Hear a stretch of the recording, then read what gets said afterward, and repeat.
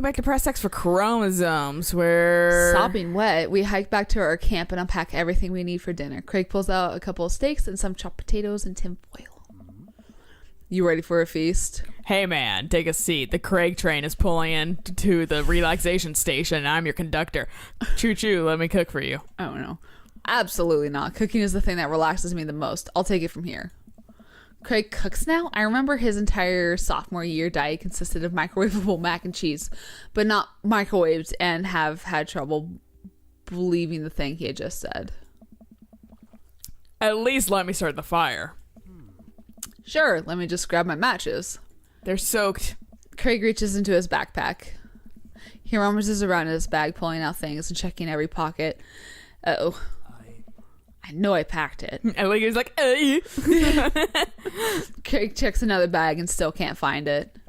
My stomach grumbles, and now I'm more acutely aware of how cold and wet I am. We really need to get a fire started. Okay, well, it's not the end of the world. I don't know. Gosh, I'm so stupid. I could have sworn I packed it. I'm sorry, dude. Don't die. Don't be. We can figure this out. Fucking stop me. Yeah, fucking fight me. You can't make me not die. We can start a fire. We're smart guys. I mean, how hard could it be? I've watched plenty of survival programs on TV. If a naked reality TV star can do it, so can we. We'll need some wood.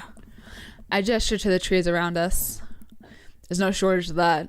Forest fire and some tinder. We can make that work.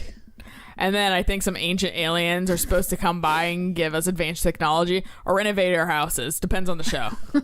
Craig and I gather a variety of wood, bark, and moss until we have all the materials that could, conceptually, make a passable looking campfire. Just add fire, right? That's the fun part. The sun is just now setting and a cool breeze rustles the leaves of the trees around us. We have to work quick. I've done this in the past and I know we can figure it out. Just give me a second. Any way I can help? Give me some moral support. Lift my spirits and we'll make this fire happen. Go overboard with compliments. Oh my god. Shit. I don't know. He's kind of like a mixed bag for me. He really is. Maybe go overboard with compliments. Keep moral support up. Yeah. You're really giving that fire the business. You're an amazing, hardworking father with a steady work ethic, and everyone loves you. Your daughters think you're a superhero, and the neighborhood dads respect you immensely. Also, your butt looks great. Bro, stop. You make me cry. Okay. Don't want your tears to putting out the fire. Okay. I guess the fire is... Yeah. Eventually, Craig is miraculously able to get something going. He blows on the embers and gently places the glowing moss into the base of the pit. Soon enough, we'll have a nice fire going. Way to go, man. We're regular outdoorsy fellas. Hooray for not dying. I take a seat in one of the lawn chairs Craig brought and cozy up to the fire, warming my hands. Relax, man. Take it easy. Let me handle the dinner. I watch as Craig stokes the fire and sets up a makeshift grill for steaks. I thought it said strokes at first, and I was like, yeah, this fire. After all that hiking and swimming and fire starting, able to relax a bit with the sound of crickets and the scent of steak filling the air, I actually feel pretty calm. Craig expertly sears 2 steaks in the pan he's been heating up on the fire, cracking thyme and crushed ginger over it while basting them both in butter. Wow, I didn't know he was actually good at cooking. The fanciest I ever saw him get in college was when he started sprinkling the seasoning packet onto dry ramen and eating it straight up. When did this happen? Used to eat cereal every morning with beer instead of milk. What the fuck? I grew up, I guess. I think these are just about ready. Craig puts the steaks onto a paper plate and sets them aside. I start to reach for one, but Craig smacks my hand away. Jesus. Dude, let them rest. It'll be more flavorful that way. Craig prepares a side salad for us in the meantime, sprinkling feta cheese onto freshly chopped greens. He places it next to a generous pile of roasted potatoes covered in olive oil and rosemary. Once it's all ready, we sit down by the fire and dig in. Everything taste okay? I'm in heaven. That's what I like to hear. Remember how for an entire semester we would eat burritos for breakfast, lunch, and dinner? It's so hard not to go back to that. Look at you now, man. You have kids, a great job, and now you can cook like a vengeful wizard whose arch nemesis is a microwavable food. I'm really impressed with how much you've gotten your life together. Craig laughs, but there's no humor in it. I'm glad you think that. I glance at Craig while he picks out his salad. He really grew out of his baby face, but there's something about his expression that makes him seem so much older than he is. A sense of maturity he didn't have in college. He looks exhausted. He has kids. 3. Yeah. You okay? Yeah. Come on, dude. I've known you for long enough to see when you're down. I'm tired, bro. I think being out here is making me realize how drained I feel. You work really hard, Craig. It can't be easy. I have to for my girls. I volunteer at the school. I cook healthy meals for them. I do everything I can to make sure they're safe and happy. And when they're with their mom, I'm always working overtime so I can support them. And then you work out a lot so you can crush anyone who stands in their way. That, and I don't want to fall into my old habits. I need to set a good example for my girls. Everything I do is for them, and I wouldn't have it any other way. But it seems like it's bleeding you dry. Or you can just be like my aunt and uncle, who are really heavy, and then all 3 of their kids are super into sports. Yeah. Like, you could do that. Be the fat parent cheering on fucking your kids. If that's what it takes to raise them well, then it's worth it. Craig, buddy, I know where you're coming from here, but you gotta take care of yourself, too. I do, though. I eat right and exercise, and... That's not what I mean. You're too little butter on too much toast, you know? What? You're spreading yourself too thin. Life needs balance. It's great that you care this much about your kids, but you can't neglect your own needs because you're too busy taking care of everyone else's. You matter, too. It's just, I know I can provide for my family. If I take a step back and look at everything objectively, I know I'm doing right by them. But I can't explain it, man. There's always that voice in the back of my head telling me that I need to do more. Like, it's never enough for me. Every time I try to relax, that voice keeps telling me I don't deserve it. To be honest, I even feel guilty being out here. Craig, you're trying your best and you're doing an amazing job. That's a fact. But even if you weren't, you'd still deserve happiness. Do I, though? Hell yeah, bro. I look at Craig and think about what a good friend and even better father he is. He's compassionate, hardworking, relentlessly positive. He encourages everyone to be the best version of themselves. He makes me want to be a better person. If you could only see yourself the way I see you. Craig beams. He gets up and walks over to his supplies. Come on, I brought dessert. Oh, are you going to use the campfire to torch the tops of some creme brulee? What? You know, I know little to nothing about cooking. Craig pulls out marshmallows. S'mores. Well, you still know how to make s'mores, right? I think the more important question is, do you know how to make s'mores? As I recall, you used to just completely blacken the marshmallows. That's what I do because I get impatient. Oh, I stand by that. It's charred on the outside, but the gooey center is preserved. Brutish. Craig throws a marshmallow at me and I catch it in my mouth. Pro move. We used to be able to do that at great distance against a wind disadvantage. Give me a week of practice, I'll be competitive again. Craig and I sit in the warm glow of the campfire watching embers float up towards the sky. The stars are so much brighter out here. And then there's like times where it's like I'm trying to toast the marshmallow and it catches on fire and I'm not even near the fire and I'm just like, great, thanks, I guess it's black. Yeah, I try and blow mine out quick before it like gets too out of hand. Oh yeah, no, same. Yeah. I miss this, Albert. Me too. We stay here until it gets late, half remembering stories from college. We watch as the fire dies and eventually clamber into the tent.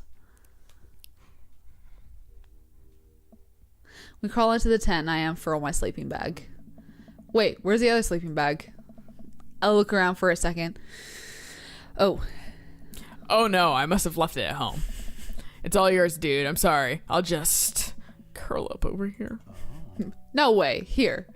Craig unzips the sleeping bag and spreads it out so there's enough room for both of us to lay on top of it. On top? Fucking lay on the ground and put that shit over you. Right? Night, bro. Good night, bro. Although, to be fair, what time of year is this? Well, they're cold and wet. Yeah, fair. I roll over and we face away from each other. Without a blanket, it's really cold. Yeah, fucking put it over, you idiots. I shiver, and without realizing, I find myself nestling closer to Craig. I'm sure you won't mind. He turns over, and I can feel his breath on my neck. It's hard to focus on anything else. I turn over, trying to get more comfortable. I open my eyes to find Craig's face only a few inches from my own. For once, he looks at peace. Wake him up, bang. His eyes flutter. And G, guess what's exactly gonna happen? His eyes flutter open and his spine inflates on my waist. I just like the concept of fucking like he looks at peace, ruin it. I'm not sure who leaned in first, but suddenly we're kissing. We look at each other again, my heart racing. Greg. I got strong feelings for you, bro. Feelings again.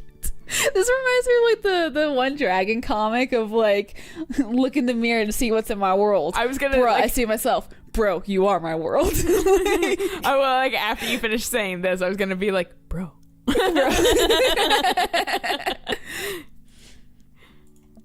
Bro. Me too. I think that's almost a reference to that shit, to be honest. It's almost like the same. So at least close. Yeah, the same kind of like cadence shit. I run my hands through his hair, then down to his chest. Craig brings me closer, wrapping his arms around me. I feel so secure. You know, talking about old times is fun, but I like making new memories with you. Yeah, I was gonna say, I know you guys have like a past relationship shit. Mm-hmm. I'm getting tired of it. Fucking talk about now. Yeah, stop talking about college. Yeah. Fucking skips a lot over here. Oh. We kiss again. I'm not too worried about us getting too cold tonight. Nice. Awesome. Thank you for skipping the rest of the awkward fluff. Yeah. Number one tat. Yeah, excuse you. I fucking did phenomenal. I want to break it. Break it? The score. I want to get more than just a 9. Yeah. I don't know if it's possible. I want it to be possible.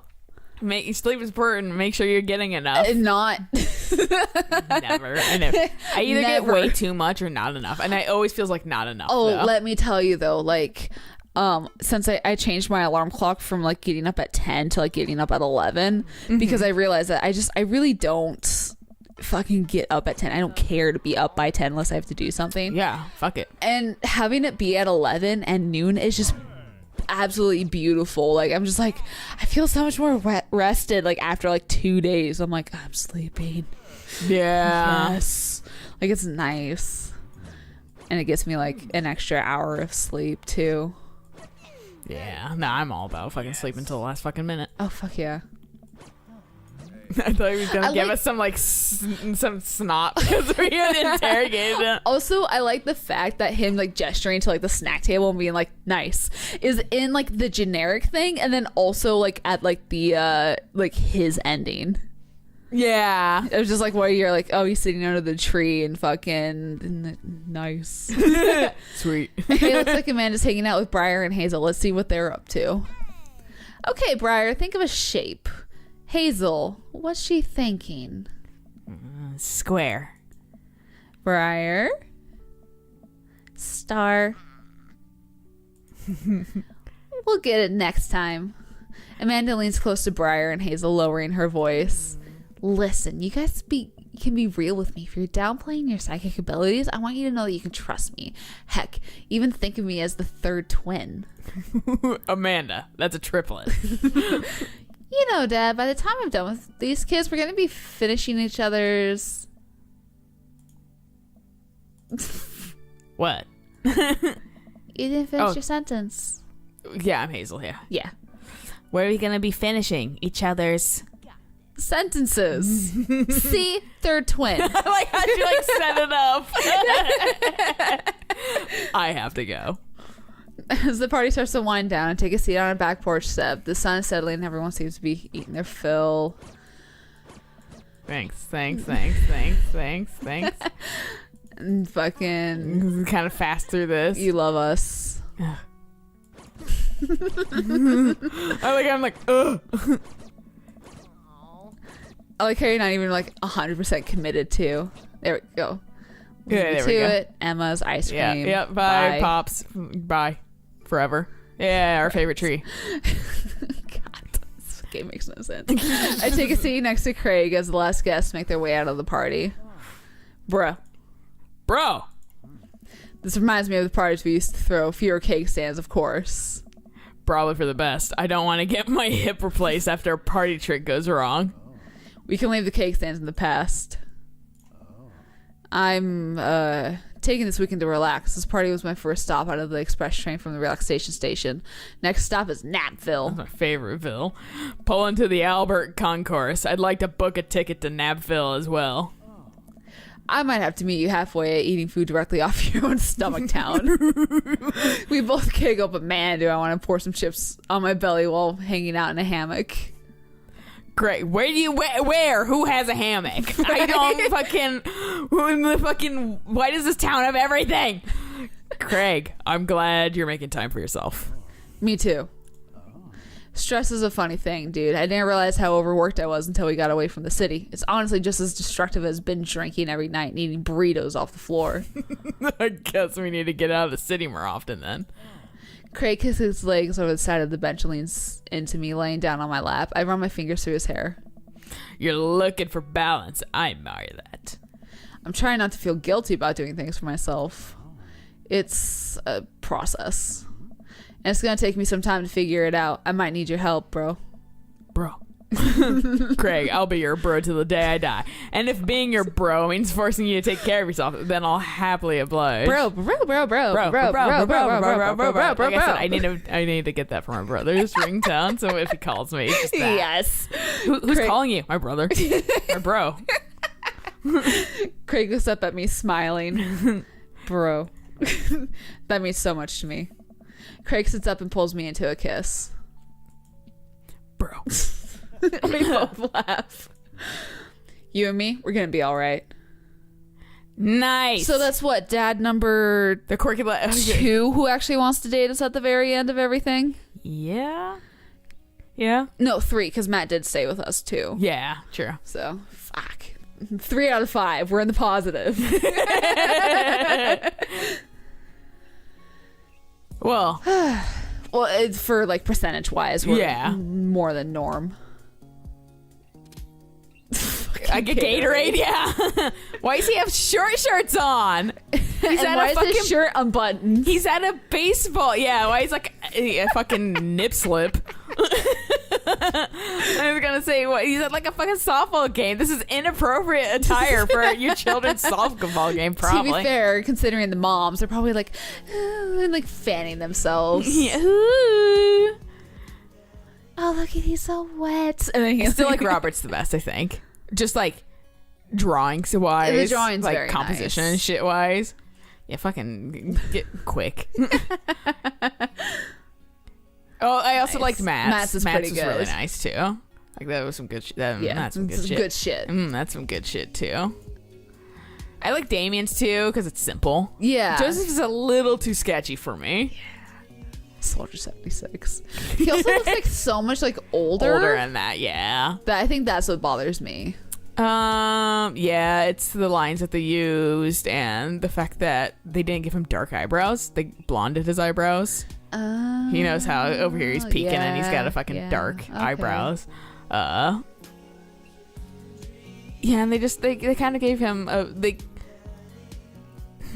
yeah, I think it's this like cheek line, the concave cheek line they kind of gave him. Like I think if they honestly removed that would have helped a lot.